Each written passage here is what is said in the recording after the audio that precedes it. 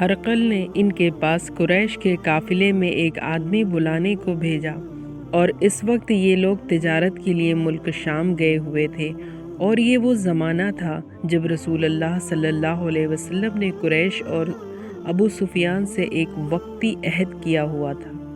جب ابو سفیان اور دوسرے لوگ ہرقل کے پاس ایلیائے پہنچے، جہاں ہرقل نے دیدار طلب کیا تھا، اس کے گرد روم کے بڑے بڑے لوگ، علماء وزراء امراء بیٹھے ہوئے تھے۔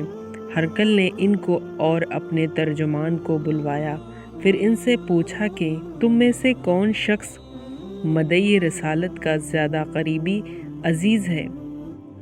ابو سفیان کہتے ہیں کہ میں بول اٹھا کہ میں اس کا سب سے زیادہ قریبی رشتہ دار ہوں۔ یہ سن کر ہرقل نے حکم دیا کہ اس کو ابو سفیان کو میرے قریب لا کر بیٹھاؤ، اور اس کے ساتھیوں کو اس کی پیٹھ کے پیچھے بیٹھا دو۔ پھر اپنے ترجمان سے کہا کہ ان لوگوں سے کہہ دو کہ میں ابو سفیان سے اس شخص کے یعنی محمد صلی اللہ علیہ وسلم کے حالات پوچھتا ہوں۔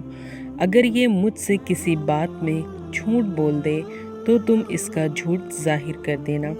ابو سفیان کا قول ہے کہ خدا کی قسم، اگر مجھے یہ غیرت نہ آتی کہ یہ لوگ مجھ سے جھٹلائیں گے تو میں آپ صلی اللہ علیہ وسلم کی نسبت ضرور غلط کوئی سے کام لیتا۔ خیر، پہلی بات جو ہرقل نے مجھ سے پوچھی وہ یہ کہ اس شخص کا خاندان تم لوگوں میں کیسا ہے؟ میں نے کہا وہ تو بڑے اونچے اعلیٰ نسب والے ہیں۔ کہنے لگا اس سے پہلے بھی کسی نے تم لوگوں میں ایسی بات کہی تھی؟ میں نے کہا نہیں۔ کہنے لگا اچھا، اس کے بڑوں میں کوئی بادشاہ ہوا ہے؟ میں نے کہا نہیں۔ پھر اس نے کہا بڑے لوگوں نے اس کی پیروی اختیار کی ہے یا کمزوروں نے؟ میں نے کہا نہیں، کمزوروں نے۔ پھر کہنے لگا اس کے تابعدار روز بڑھتے جا رہے ہیں یا کوئی ساتھی پھر بھی جاتا ہے؟ میں نے کہا نہیں۔ کہنے لگا کیا آپ نے اس دعوے کو نبوت سے پہلے کبھی کسی بھی موقع پر ان سے جھوٹ بولا ہے؟ میں نے کہا نہیں۔ اور اب ہماری اس سے صلح کی ایک مقررہ مدت ٹھہری ہوئی ہے، معلوم نہیں وہ اس میں کیا کرنے والا ہے۔ ابو سفیان کہتے ہیں میں اس بات کے سوا اور کوئی جھوٹ اس گفتگو میں شامل نہ کر سکا۔ ہرقل نے کہا کیا تمہاری اس سے کبھی لڑائی بھی ہوتی ہے؟ ہم نے کہا ہاں۔ بولا پھر تمہاری اور اس کی جنگ کا کیا حال ہوتا ہے؟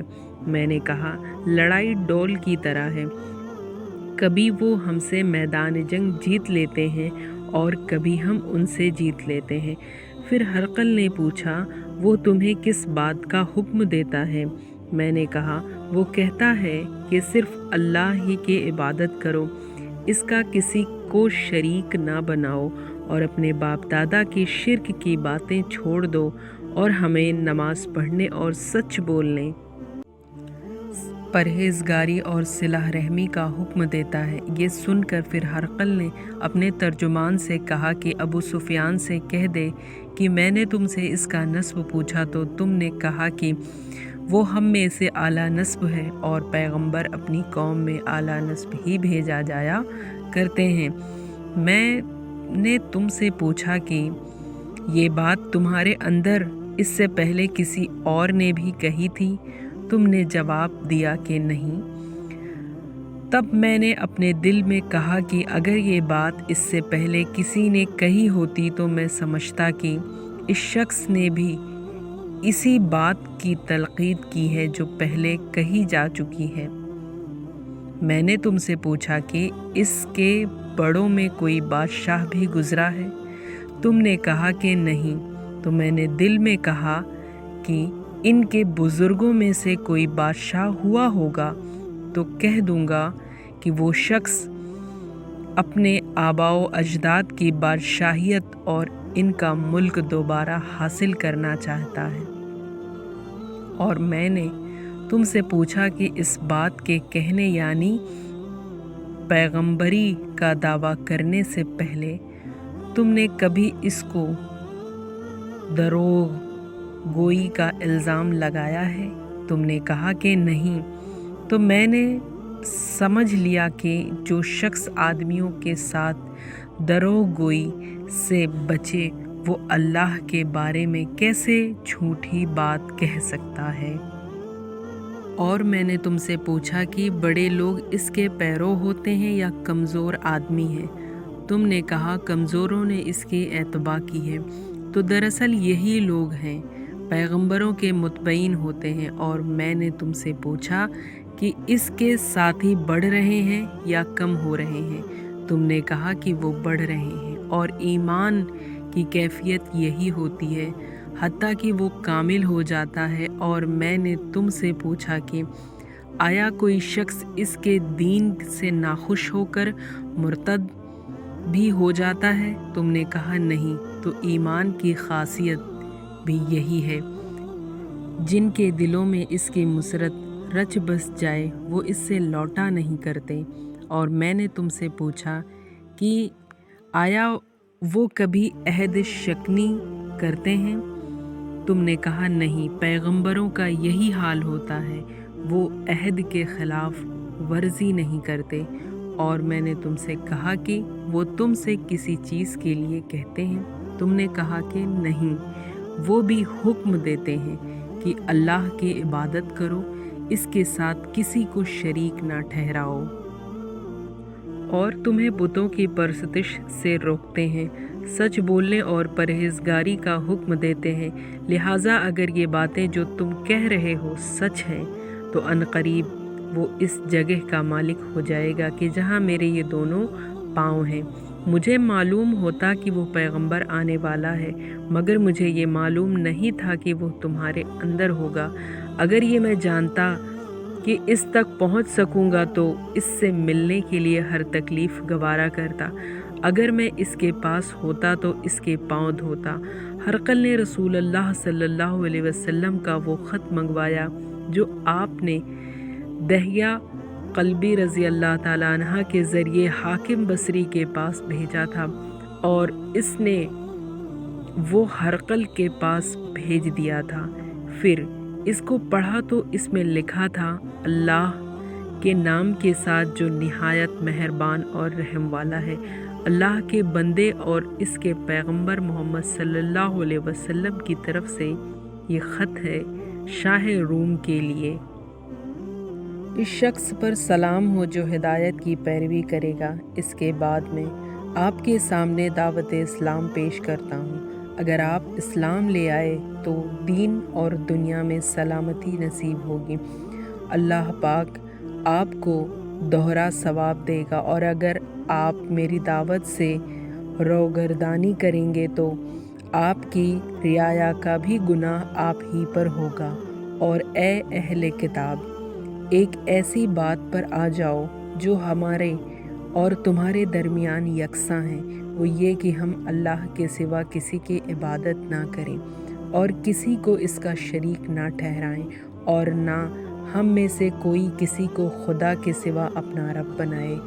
फिर अगर वो अहले किताब इस बात से मुँह फेर लें तो मुसलमानों, तुम उनसे कह दो कि तुम मानो या ना मानो, हम तो एक खुदा की अताअत गुजार हैं।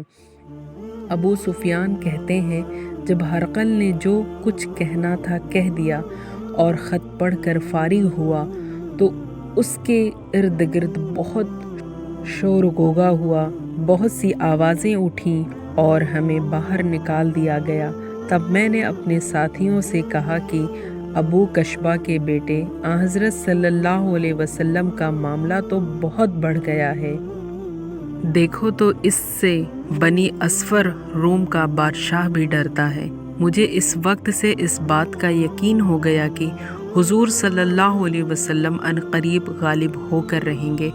हत्ता कि अल्लाह ने मुझे मुसलमान कर दिया। रावी का बयान है कि इब्न नातूर एलिया का हाकिम, हरकल का मुसाहिब और शाम के नसारा का लाट पादरी बयान करता था कि हरकल जब एलिया आया एक दिन सुबह को परेशान उठा तो इसके درباریوں نے دریافت کیا کہ آج ہم آپ کی حالت بدلی ہوئی پاتے ہیں، کیا وجہ ہے؟ ابن ناطور کا بیان ہے کہ ہرقل نجومی تھا، علم نجوم میں وہ پوری مہارت رکھتا تھا۔ اس نے اپنے ہم نشینیوں کو بتایا کہ میں نے آج رات ستاروں پر نظر ڈالی تو دیکھا کہ ختنہ کرنے والوں کا بادشاہ ہمارے ملک پر غالب آ گیا ہے۔ بھلا اس زمانے میں کون لوگ ختنہ کرتے ہیں؟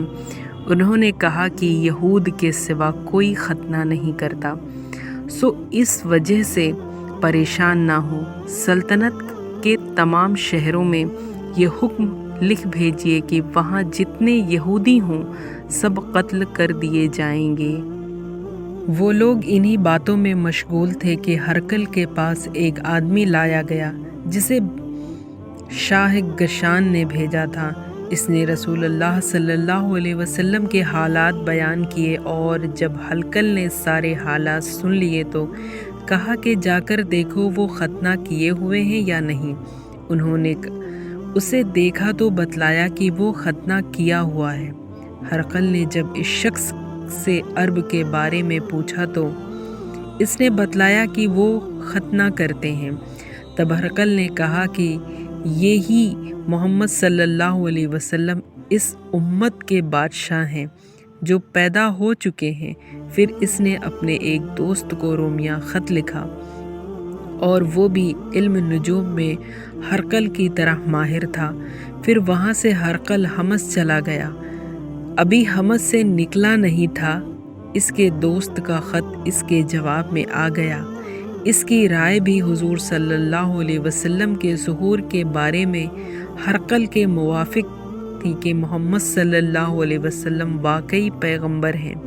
اس کے بعد ہرقل نے روم کے بڑے آدمیوں کو اپنے حمص کے محل میں طلب کیا، اور اس کے حکم سے محل کے دروازے بند کر لیے گئے۔ پھر وہ اپنے خاص محل سے باہر آیا اور کہا، اے روم والوں، کیا ہدایت اور کامیابی میں کچھ حصہ تمہارے لیے بھی ہے؟